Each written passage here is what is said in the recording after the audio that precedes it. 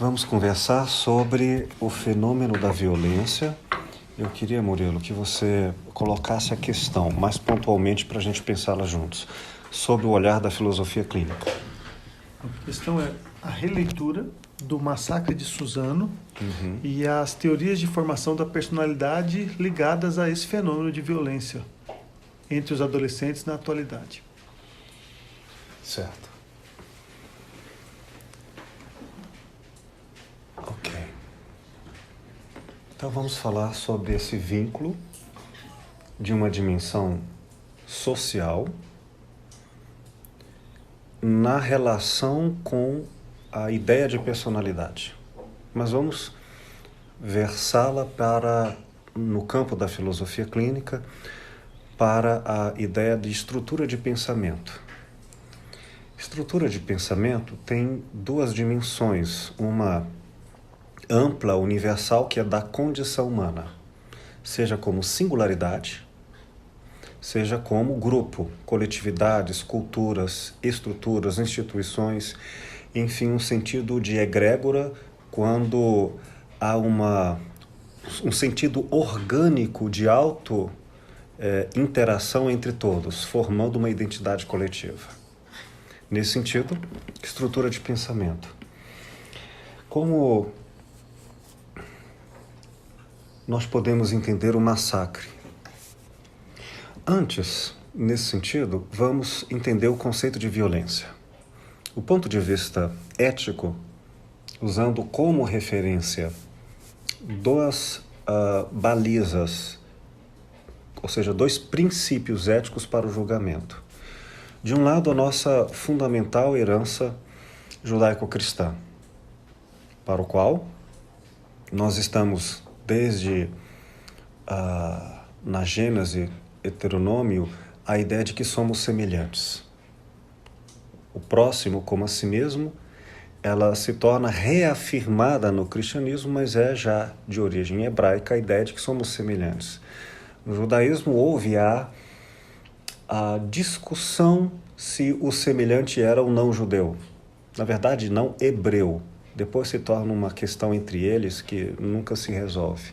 Mas no cristianismo, e aí a partir daí que eu quero falar, ela se torna claramente um princípio ético da universalidade, o que todos, quaisquer um, têm os mesmos direitos. Esse princípio de igualdade de direitos é firmado ali no cristianismo de forma historicamente o ponto inaugural da nossa concepção de direitos humanos, que hoje assim chamamos.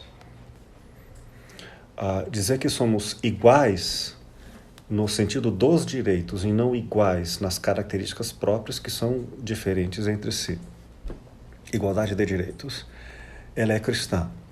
E ela é cristã não pelo dado religioso, porque o cristianismo nasce sobre o princípio ético que era dado, inclusive, aos não cristãos.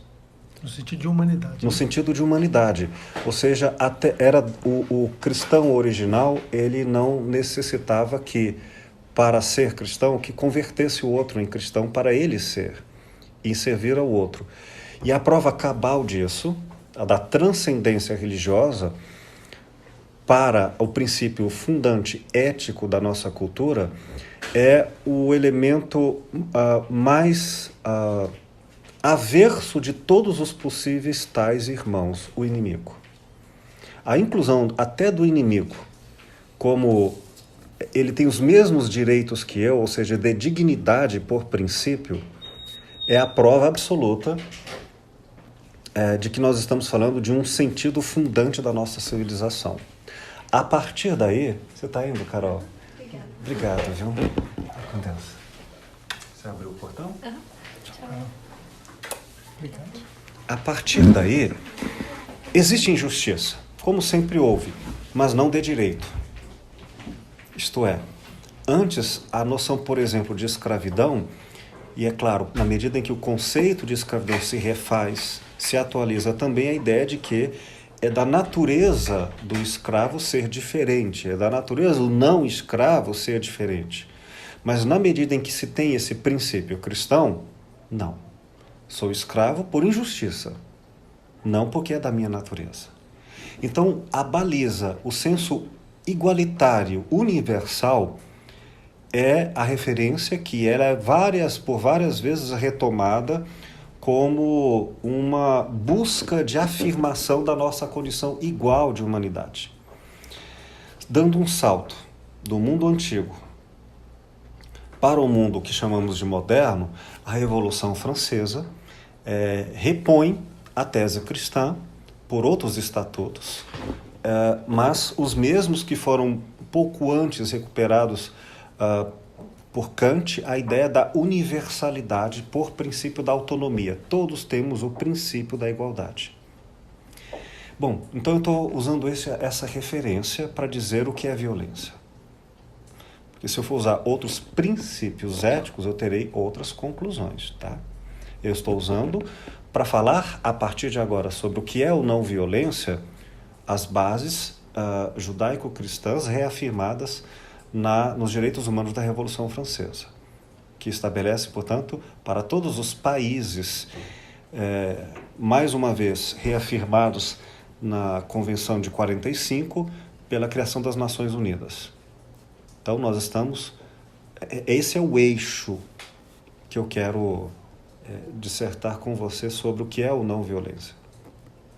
Nesse eixo, entende-se por violência tudo que viola, tudo que rompe ou tudo que destrói a condição universal de todos nós.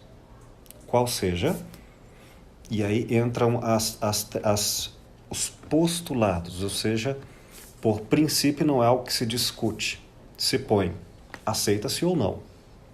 Mas nossa cultura nesse aspecto o aceitamos. O homem, qualquer pessoa, ela é um fim em si mesmo. Nunca uma pessoa poderá ser meio ou menos importante para outra pessoa. Todas as pessoas serão igualmente, intrinsecamente valorosas. E elas são além de qualquer negociação. Nesse sentido, por exemplo, já estou me afastando do sentido muito moderno, chamado utilitarista, que altera esse jogo do valor ético, que não é a ética por princípio, é a ética por meio, a ética por negociação, onde eu poderia dizer, na ética instrumental, por exemplo, que vale a pena, economicamente, matar uma pessoa para salvar 10. E assim, por exemplo, o nazismo fez isso, né? Ele melhora a qualidade dos conhecimentos médicos, melhora a qualidade de várias tecnologias ao custo de alguma vida humana. Então, nos nossos princípios aqui utilizados, dos quais a filosofia clínica também se ancora, uma universalidade de direitos, isso é inaceitável. Então, tudo que coisifica o ser humano, tudo que o torna meio instrumental, portanto descartável para uma coisa ou uma outra pessoa, não é ético. Portanto, é violência. Quero dizer que, se formos partir desse princípio, o sentido de violência não é extraordinário, não é incomum, porque toda a nossa sociedade é fundamentada, erguida e se mantém graças à violência. E aí eu quero dizer que, tirando as exceções que elevam da teoria à prática esse princípio, por princípio o vivenciam, a violência não é um estado anormal, não é um estado extraordinário, portanto não merece espanto. Ao contrário, mereceria espanto, situação extraordinária, não ser violento. Reconhecer as pessoas por valores intrínsecos, não para falarmos sobre valores instrumentais, não pelo que têm no mundo capitalista, não pelo que aparentam ter, ou delas tirarmos proveito como instrumentos para nós. Dizendo isso, o que até agora é lugar comum, temos que reconsiderar o chamado escândalo moral, uma tese cristã. O escândalo como o extraordinário, como a figuração monstruosa e anormal. E aí nós podemos colocar o caso da escola, da violência da escola, como sendo um grau de anormalidade, um grau que mereceria a atenção das ciências humanas, da psiquiatria, da pedagogia, do direito, para entender este fenômeno anormal. Ora, vale a pena nos perguntarmos se a nossa sociedade era assim, não violenta, para que haja ali um fenômeno de anormalidade a ser investigado. E aí eu questiono, se fôssemos assim, vividos pelo menos mais próximos desses princípios éticos no qual reconhecemos efetivamente nossa dignidade, apesar das discordâncias e acrescento, até das inimizades. Eu não concordo, não me aproximo da sua religião, mas eu reconheço a você o direito de tê-la. Enfim, com os conflitos. Conflito não é sinônimo de violência. Conflito é lidar com a oposição e até com a contradição e mesmo com a inimizade, mas reconhecendo o direito à opinião própria, às posturas diferentes. Então, como nós tradicionalmente não sabemos lidar com o conflito e logo o transformamos em violência, se discordamos, não somos amigos ou somos inimigos, ou nos excluímos. Já posso dizer, portanto, que temos uma estrutura de pensamento coletiva, lugar comum, violenta. E aí eu já retiro a ideia que pode ser usada comumente por muitos discursos, talvez, jornalísticos, que são populistas, de que houve violência. Porque ali foi o escândalo. Exato. O houve como se antes não houvesse. É o mito da neutralidade da violência. E se usa isso muito no sentido nacionalista, por uma comparação ideológica. O Brasil não é um país violento. A exemplo de outros que estão em guerra. O país não tem guerra. Como se não vivêssemos isso sem o nome da guerra. Bom, dizendo isso, eu quero dizer que esse tal escândalo não pode ser visto como algo à parte, mas sim como a revelação, talvez oportuna, do que acontece de forma pulverizada, constante em todos nós, enquanto estrutura de pensamento coletiva. É uma primeira consideração que eu faço. Usando um termo médico, eu poderia dizer que a violência ela já atua de forma subclínica, sem sintomas ou com sintomas mínimos, como que um corpo com infecção crônica que está ali, mas que o médico finge que não tem nada, e de repente surge um furúnculo. E ali naquele furúnculo, na verdade, está mostrando só a infecção que já está tomada há muito tempo. Mas aí o furúnculo vem, aparece, salta aos olhos, e aí você se escandaliza com o furúnculo, quando na verdade não era de se escandalizar, porque na verdade teria que ter se escandalizado antes, porque a infecção já está tomando conta do organismo inteiro. Uma metáfora médica poderia ser essa? Eu acho que ainda não, porque essa metáfora que você se refere, ela está dentro de uma organização autogestada de forma ecossistêmica que produz uma saúde no conjunto.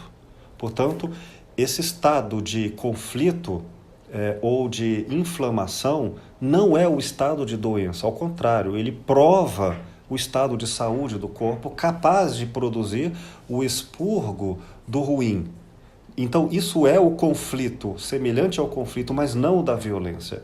E eu colocaria o da violência quando o corpo, por razões meioambientais ou internas, não é mais capaz de digerir. Seriam tumores. Seriam tumores ou traumas.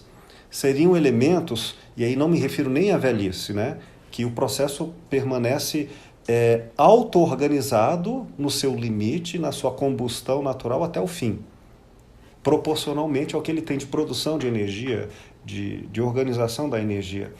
Mas seria quando o sentido orgânico da auto-organização é traído por dentro ou por fora.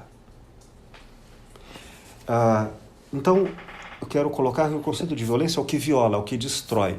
E o que nós estamos colocando não é a destruição estética.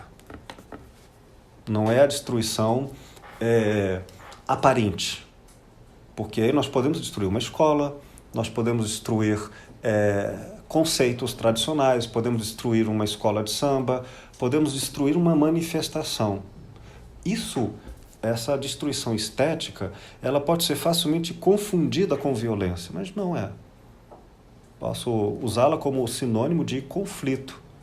Ou seja, uma geração vai destruir outra, valores vão ser alterados na moda, no discurso, nas concepções, nas teorias. Esse é o ponto dialético dos conflitos, das contradições. Eu estou me referindo agora a outra destruição, que é chamada violência, o que viola, no sentido do que destrói, sinônimo coisifica. Né? O outro apenas constrói no conflito. Então, conflito é diferente de violência. Quando nós estamos falando ali em violência, nós estamos falando em uma violência que ultrapassou o grau supostamente ideal de consumo, o grau de ambientação.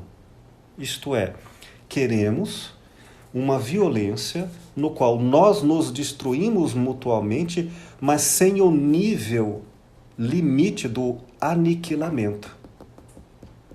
Então, é uma relação de feridas constantes, mas que de tão constantes alcançaram um grau de dessensibilização, sem deixar de ser violência, mas já não mais percebidas como violência.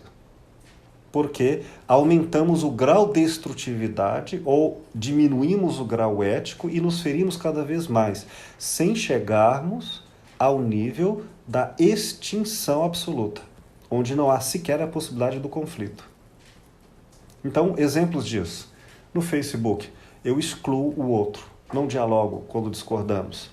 Ou, ao invés de o excluir, eu o ataco sem mais a relação do diálogo.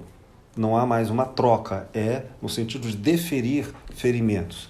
E fazemos isso nas nossas relações que foram, assim, de várias maneiras tratadas. Uma delas é o famoso discurso do Bauman, da a liquidez, que significa tanto o sentido de esgotamento quanto o sentido de intensidade superficial. Então, nós causamos relações que ficam tão superficiais que elas violentam e logo são descartáveis para outro processo que se repete de violência. Então, enquanto a violência se torna naturalizada, agradável ou suportável, que equivale ao grau de diminuição da nossa sensibilidade para os princípios éticos, ou seja, menos cristãos na origem, ou menos humanistas pela Carta dos Direitos Humanos, então a violência vai se tornando banal. E é aí que Hannah Arendt é convocada nessa discussão, quando ela brilhantemente escreve A Banalização do Mal, sobre a banalização do mal, a partir de uma leitura que faz do nazismo, especialmente do julgamento de Nuremberg contra uma personagem ícone do mundo nazista, o general Eichmann. Eichmann, que era responsável burocraticamente pelos campos de concentração nazistas. E ele pode-se dizer que foi o responsável pela morte de milhões de pessoas pessoalmente. Quando foi finalmente apreendido na Argentina e levado para o julgamento em Nuremberg, ele se defendeu de uma maneira que Hannah Arendt ultrapassou a leitura óbvia que se tinha tanto do senso comum quanto do direito para entender a partir dele o julgamento da nossa cultura. Ele dizia, de uma maneira, creio que sincera, mas não verdadeira, dizia que ele não matou ninguém. Então ele dizia uma verdade do ponto de vista jurídico, porque efetivamente pelas mãos nada fez. E usou um argumento que é o da naturalização dos seus gestos, dos comportamentos e dos seus valores como sendo ambientadas ao lugar comum. Dizia que o que ele fazia, ao contrário de violência, que é violar regras, ele cumpria as regras. Ele era um exemplo de um bom cidadão, como todas as pessoas. pagava seu imposto, cuidava da família, respeitava seus cidadãos e cumpria todas as leis. Hannah Arendt observou que este homem não feriu a legislação do seu país ou da instituição na qual ele estava inserido. E podemos elevar este exemplo para todos nós, e ela diz para todo o estatuto da modernidade, quando nós somos pessoas que obedecemos à normalidade, às regras, e segundo estas regras, não somos violentos. Ao contrário, nós somos bons cidadãos, não estamos matando, estuprando e usando os escândalos para nós, na verdade, usamos os escândalos para afirmar que não somos violentos, mas não mais usamos os princípios éticos fundantes para nos justificarmos. Então, criamos instituições e regras morais de alto nível de violência que só podem ser estabilizadas em lugar comum se abandonarmos por dessensibilização os elementos éticos fundantes da sociedade, que vão desde o cristianismo e reafirmados nas posturas no pacto social político da Revolução Francesa. Então, nós somos juridicamente corretos, pelo menos a maioria, enquanto a gente consegue burlar ou manter o imposto de renda.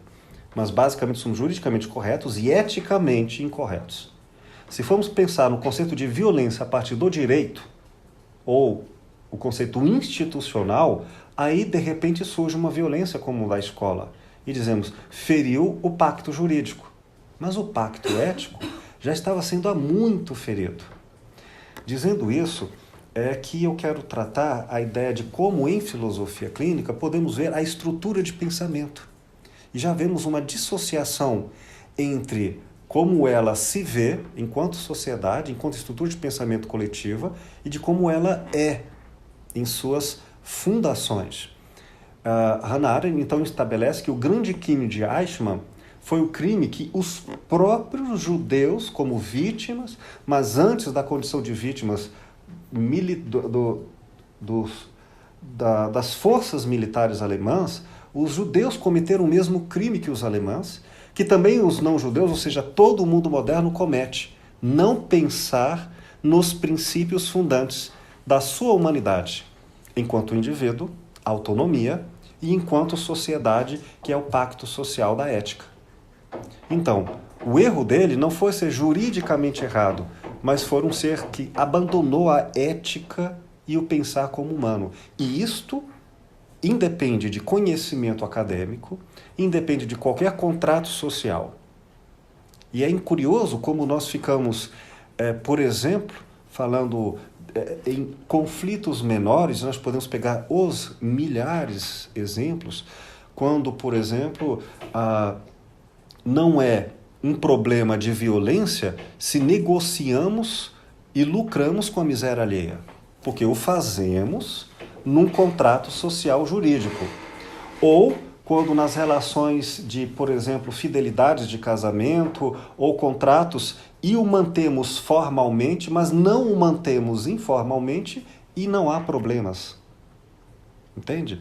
Então, assim, essa divisão entre os fundamentos de princípios e os fundamentos jurídicos, os fundamentos meramente estéticos no sentido de aparência, já revela uma causa que, sendo a fonte da violência, sendo produzida sistemicamente em sociedade, qualquer manifestação que é diluída no conjunto da violência, ou seja, nós produzimos violência entre nós, e nós precisamos de elementos expurgatórios da violência, como o exemplo de uma panela de pressão, para que o estatuto de violência comum, que Hannah Arendt chamou de banalidade do mal, se torne num nível aceitável.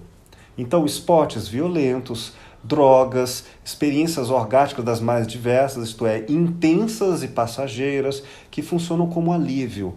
Ou a nossa própria maneira de trabalho, cuja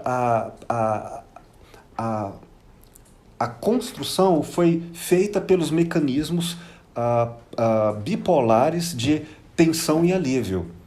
trabalho e depois lazer, trabalho e depois a bebida, trabalho e depois a aposentadoria, sempre mecanismos, micromecanismos de pressão e alívio, pressão e alívio.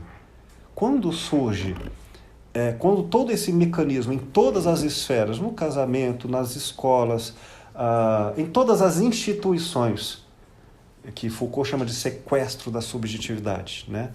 Os hospitais, as escolas, os presídios, os asilos, todas as instituições que vivem nesses mecanismos de violência e alívio da violência, mantém esse estatuto comum, nós não temos ou não aceitamos ser violentos. Porém, somos profundamente violentos.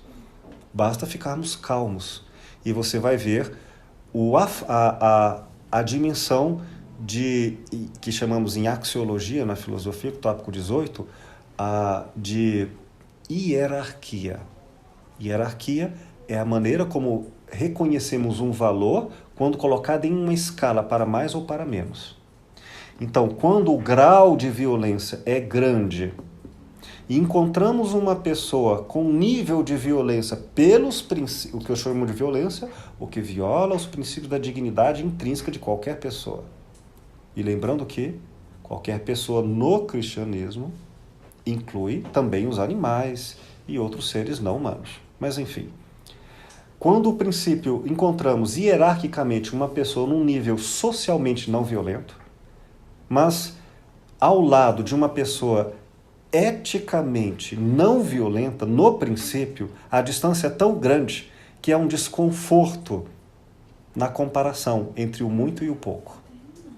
Esse desconforto gera o mesmo que gerou desde Cristo, quando um homem não violento encontra pessoas que se dizem não violentas.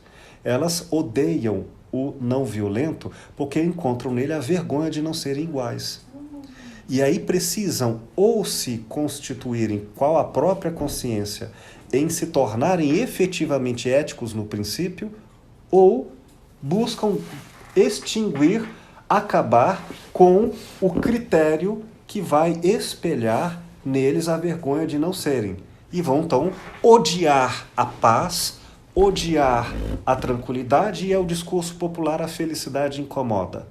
A inveja não das coisas propriamente físicas, no consumismo, mas a inveja efetivamente da desnecessidade de coisas para ser, por princípio, uma pessoa digna.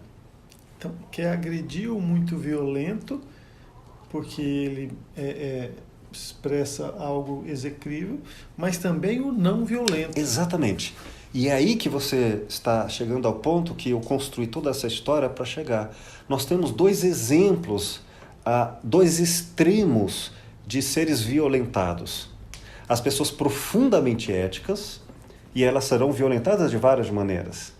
Desde um governo que pode violentar o espírito crítico original, desde a pureza que é tratada como medíocre, como infantilizada, como imbecil, e ela pode ser também tratada economicamente e execrada sob todas as formas possíveis. Não precisamos voltar às torturas do mundo antigo. Podemos fazê-la com os discursos das ciências humanas, né? Ridicularizando a beleza original, a pureza original. Por outro lado, o outro extremo é querer endemonizar, como artigo de exceção, a violência da barbárie, daqueles que degolam, daqueles que fisicamente causam o escândalo. Mas também, se o fazemos com horror, o fazemos também com necessidade social. Porque, graças à comparação, no caso, inoportuna do santo, mas oportuna do extremo agressivo, eu me salvo, eu, o lugar comum. Eu não sou uma pessoa violenta, porque eu não estou matando, dando facadas e atirando e matando 15 pessoas. Eu não sou isso. Então eu preciso da figura aberrante para eu me firmar no lugar mediano. Não sou santo, mas também não estou errado. E vemos esse discurso hoje em dia quando as pessoas dizem: eu não estou matando, não estou roubando, ou seja, é o discurso da negação do extremo para se afirmar como bem. Então, e Renato Russo coloca isso na música, na canção Há Tempos, que nem os santos mais têm virtude. A ideia é, não, uma pessoa hoje não é boa porque pratica o bem, é boa porque não pratica o escândalo do mal. E aí nós depois queremos revelar justamente nosso senso de justiça, execrando, condenando e querendo linchar essas figuras, mas elas é que salvam uma sociedade violenta. E é isso que Hannah Arendt fez com Eichmann. Ela dizia: eu não estou aqui para dizer que esse cara é bom. Não, ele é um monstro. Só que ele é a revelação extremada do que nós fazemos. E ele só é um monstro agora, porque na sua época, enquanto obedecia às leis, é igual a qualquer burocrata que, enquanto obedece às leis, e essas leis fabricam uma sociedade injusta, não é, de modo algum, considerado escândalo. Então, todas as pessoas que hoje são normais, um dia, se chegarem ao extremo de ficarem próximos à figura do santo, ou seja, a figura da autonomia kantiana, ou a figura do cristão, como antigamente, aí nós veremos que qualquer pessoa será altamente condenável. Então, comparando... Vai lá e crucifica. Vai lá e o crucifica. E isso nos salva. Mas lembramos que o parricídio é também uma forma de recuperar a honestidade após o escândalo de que eu estou fazendo com a minha vida. Porém, o parricídio cristão não foi mítico. E a ideia do mito é a ideia poderosa de uma consciência que ultrapassou a racionalidade. E nesse sentido, execrar e condenar o escândalo pode ser, quando tem uma dimensão profunda, que o conceito é universal, seja universal no indivíduo, a totalidade da sua consciência, ou universal numa cultura, a totalidade da cultura. Se a destruição do escândalo nos reverbera como forma de nos percebermos, ela é oportuna. Foi a morte de Cristo que criou os cristãos, não a presença do Cristo. Mas isto não ocorre no mundo que usa a violência para manutenção da violência. Porque, diferente da figura de Cristo, a manutenção da violência, a violência, o escândalo aparece apenas para confirmar as pessoas não violentas. Nesse sentido, é uma cultura estética. Eu só estou batendo na minha esposa, eu não matei ninguém, então eu não sou tão ruim, eu posso continuar. Os caras estão até matando criança dentro de escola. Quando você olha para alguém que fez o extremo mal, você se sente normal. Exato. Então, por isso nós vamos aqui ao que nós chamamos, em filosofia clínica, de esteticidade, que é a violência como uma forma de alívio para a construção de um modo de ser cuja estrutura de pensamento é violenta. Eu estou lhe apresentando uma leitura em filosofia clínica da estrutura de pensamento e não dos dados sociológicos. De uma época, né? Sim, de uma época, de uma base categorial. Por fim, eu quero só retomar isso comparando o sentido atual da palavra tragédia. Eu uso isso no meu livro, no capítulo A Filosofia, a Terapia é uma Tragédia, mas eu recupero tragédia no sentido grego. Que no sentido grego, a tragédia era uma experimentação coletiva de catarse pública, ou seja, ela era patrocinada pela cidade para que os soldados, que eram os cidadãos, pudessem vivenciar a morte no teatro e assim efetivamente entrassem em contato com um extremo.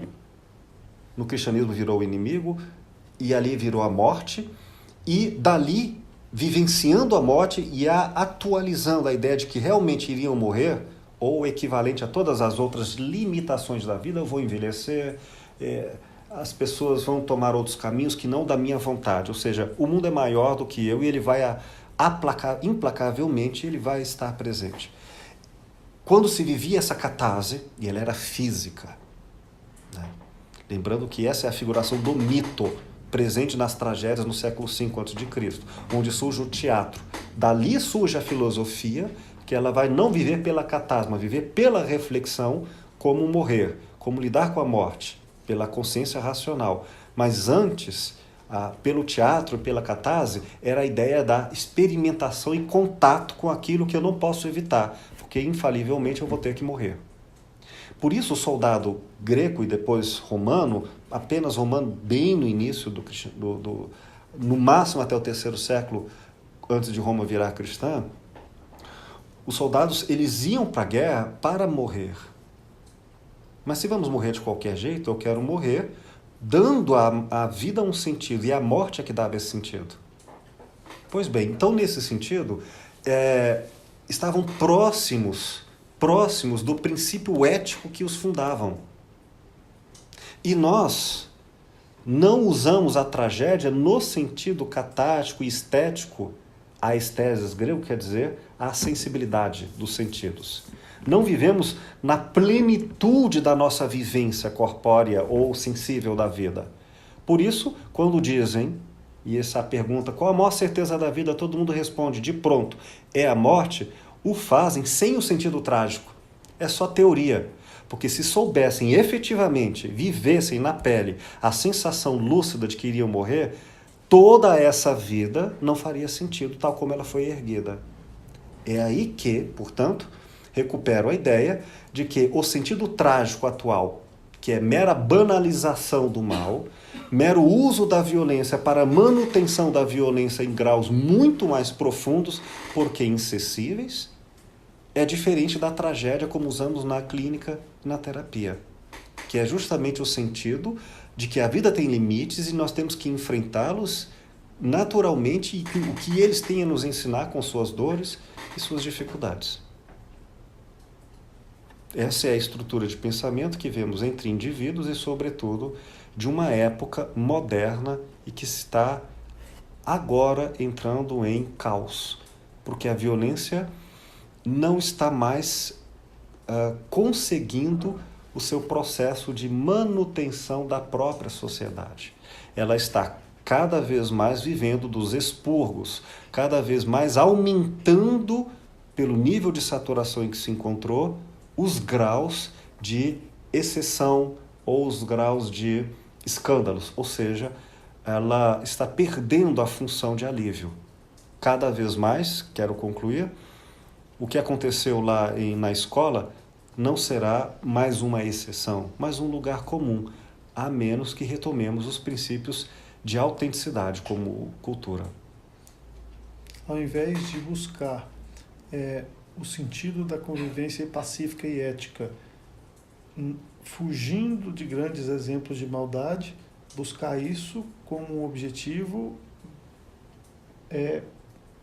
com reforço positivo, buscando a bondade e não fugir da maldade. Mas eu não quero falar na bondade como um ideal em si. Nós temos que buscar o bom conflito.